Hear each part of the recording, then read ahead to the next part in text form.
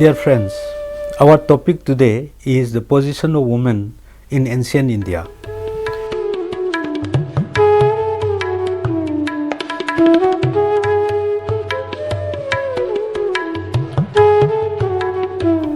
The position of women was varied throughout the ancient period. The study of the position of women in ancient India is very much related with their education. In the ancient period, young girls were given lessons in dancing and singing. But women in the ancient period as well as in the present also could not lead a free life. However, these did not affect her status in the family events. Manu said that gods live happily where women are revered. Women are given equal status with men, and this is evident from the fact that she was considered to be the half that completed the husband. A wife had the complete control over the servant, unmarried brothers and sisters of the husband. It also finds that women publicly attend dances and other festivals. Religious rites and the rituals could not be performed without the wife. We find a story in the Rig Veda that a man who left his wife because of her impertinence and went for practicing penance, but God explained to him that he could not perform the penance without his wife.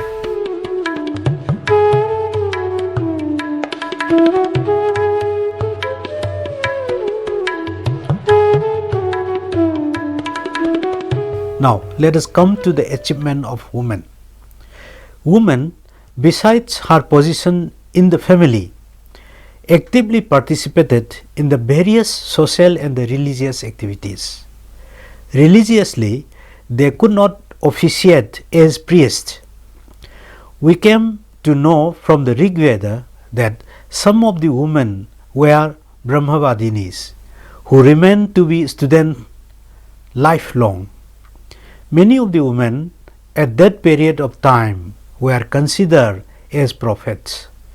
Many of them were linked with hymns. Ghosa, Appalla, Vishwabara are prominent names. Women of the middle and the upper classes could read and write. Women contributed in the literary domain also. The wife of Dehaneswara, named Mamaka, professing Mahayana Buddhism, written in the Swadharma Chakra Paravarta, Mahavira of Sarnath. Ketala Devi, queen of the Chalukya Vikramaditya IV, was called Abhinava Saraswati for her literary achievements. It is said that the poetess Vijayanka of Karnataka was considered only second to Kalidasa. The wife of the well-known poet Rajasekhara, named Avanti Sundari, was a literary critic and a reputed poetess. Balapandita, daughter of the well-known poet Dhanapala, also a great poetess. About this time, some well-known poetesses, Sita, Bhava Devi, Rajkeswarasati, Saraswati, Bikatani, Tambha, Phalgu Hastini, Marula, Morika and the Bijaka composed their poems. A medical book on the disease of women was also written by one lady, Rusa. The book was translated into Arabic in 8th century. There is also some story that Ubhaya Bharati, wife of Mandana Misra, served as a jury when there was a religious debate between her husband and the Sankaracharya. In the Brihadaranyaka Upanishad, we find the story of Vijayankalvya and the Maitreyi. They were allowed to participate in the intellectual activities of the society. In the same Upanishad, we also find the name of Gargi asking difficult questions. In Sandhogya Upanishad, women were treated with great regard. Like men, women were initiated Vedic studies. They were allowed to recite Vedic mantras.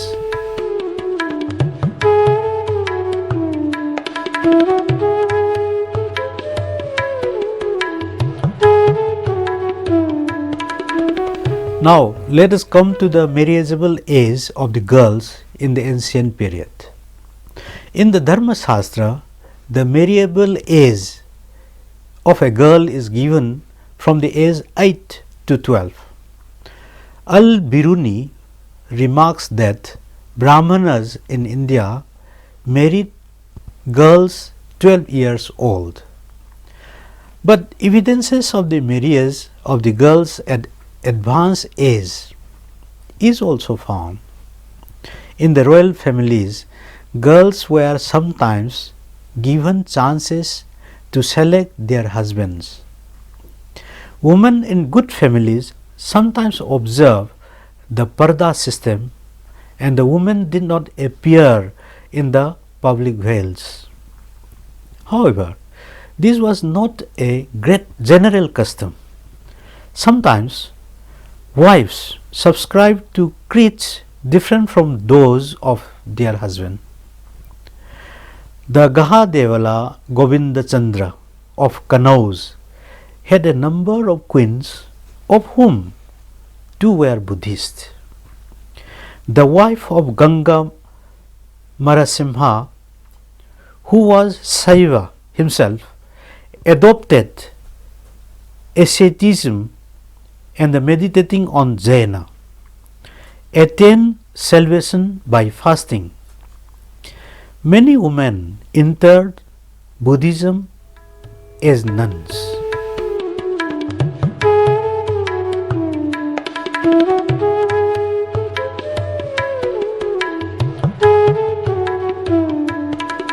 Now, let us come to the characteristics of an ideal woman. Puranas give us a picture of ideal woman. Woman as a wife is master of domestic life and a source of happiness. She took care of the family deity, the elders of the family. She absolutely devoted to her husband. The reverence of husband to a woman is more than that of the Shiva and the Vishnu. She served the Lord by serving her husband. The wife should not utter her husband's name, because it is believed that by uttering her husband's name shorten his longevity. In the absence of the husband, wife should avoid decorating herself, taking only simple food and the drink. She also must avoid dancing, singing and the public festival. It is believed that a house is purified by the presence of a Prativrata. Women should participate in the religious activity of their husband. But for performing religious fast or go on pilgrimage, she must take consent of her husband.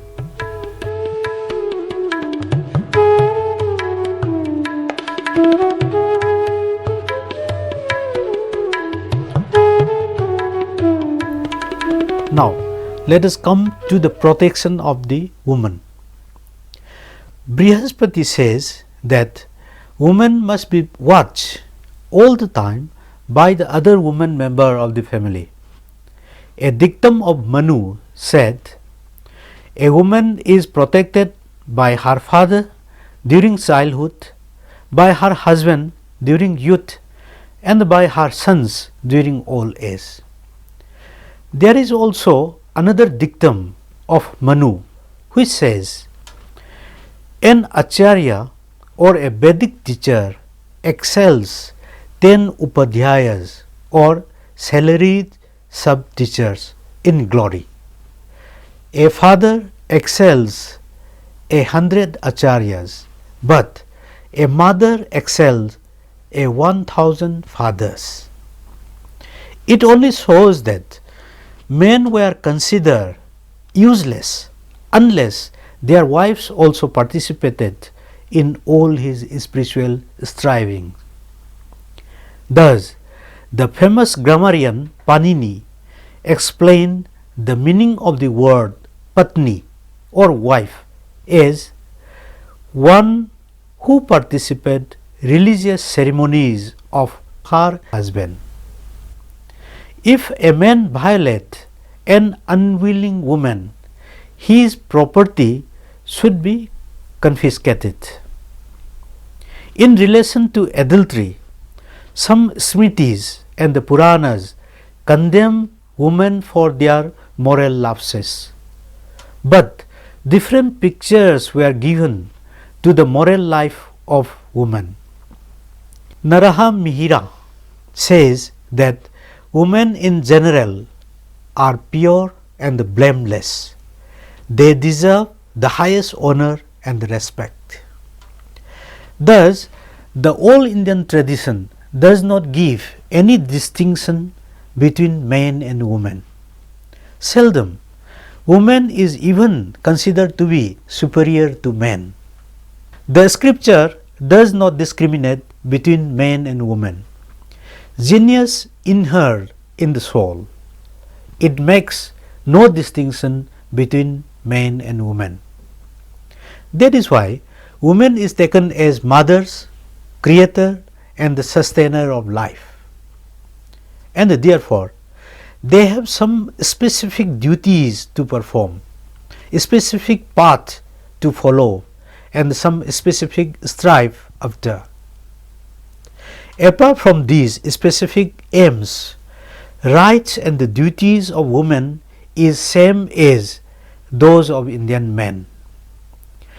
Because of their right and duties and also their specific ideals, the status of women becomes very high.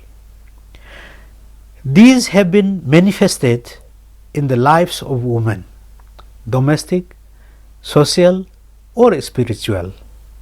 In India, woman has been recognized into two main ideals, that is Brahmavadinis and that of the Satyavadhu.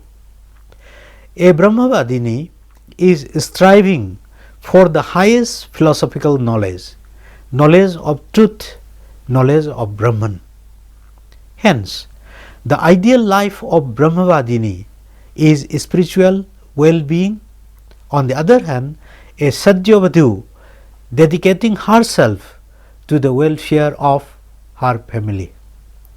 There is no antagonistic between the position of a Brahmavadini and that of a Satyavadhu. Both are great in their own places, but it also may be considered that it was by no means obligatory for a Brahmavadini to take the vow of celibacy, renounce the world and carry on meditation. Many Satyavadhu were also of a high spiritual nature. In the midst of their multifarious domestic duties, they strive for spiritual perfection. The important thing to be counted is her inner inclination and the ideals. The Ramayana and the Mahabharata, the two great epics of India, we find many instances of Brahmavadini and the Satyavadhu. The wife of sage Atri in the Ramayana is vivid example of Brahmavadini. Anusuya, the wife of the sage Atri, practices severe penances spent almost whole of her life in deep meditation and reached the height of spiritual perfection. A low caste woman called Hrm&Ip in the same epic, that is Ramayana, was also a celebrated ascetic woman. She was honored by many great ascetics. The domestic perfection in the Ramayana is found in the great personality of Sita. The incomparable ideal of Sita as wife, as mother, as one of purity of heart shows the strength of character, courage and the confidence of a Satyavadhu. In the Mahabharata, a good example of Brahmavadini is Sulabha of Rajasi Pradhan clan. She was a great scholar and became ascetic for life. Numerous names as an example of domestic perfection is found in Mahabharata. Gandhari, Kunti, Draupadi, Savitri and Satyabhama were the perfect example of Satyavadhu. Besides epic, Puranas also gives us celebrated women in both Brahmavadini and the Satyavadhu ideals. The consort of King Riyadhwaja, Madalasa, was a great scholar, saintly woman and a devoted wife and mother. Another saintly woman of the Puranas is Devahuti, wife of the great sage Kardama, and the mother of the great sage Kapila, the propounder of the Sankhya system of Indian philosophy. She lived a household life but proved her unique spiritual attainments. Queen Sugandha and the Didda ruled Kashmir for some time in 10th century AD. In the 13th century, Kakatiya Rudrambha occupies the throne of Warangal. She administered her kingdom efficiently and effectively. In the 13th century itself, Queen Balamahadevi ruled Aluppa country from the Barahakanya. Queen of Sahamana Somyavara of Ajmer, Karpura Devi, acted as a regent for her son Prithviraj III. Akka Devi, sister of Chalukya Jayasimha II of the Deccan, acted as a governor of Kishukar.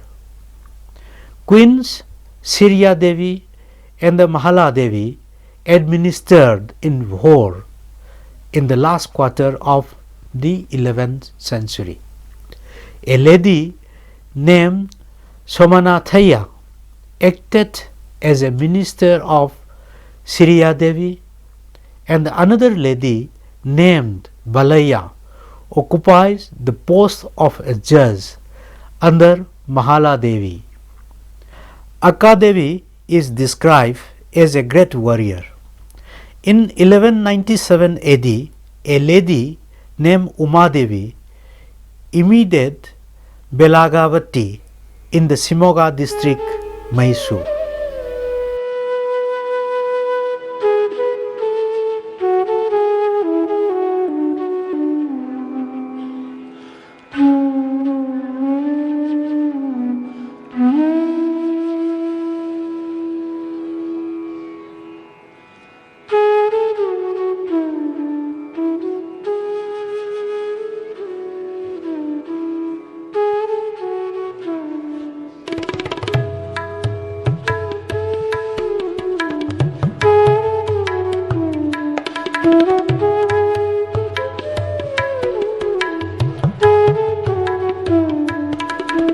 Conclusion.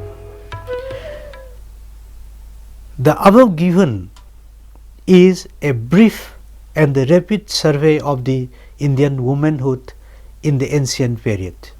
During the modern age, The women of India are standing in the crossroad. At this critical juncture in the lives of Indian women, both the ancient ideals of Brahmavadini and the Satyavadu seem to be out of date. A modern girl seems neither care for religious and the spiritual perfection nor looking after the domestic life. But in spite of these facts, we feel that the immortal ideals of Indian womanhood are still there and inspiring the hearts of modern women. Thank you for your patient hearing. Thank you.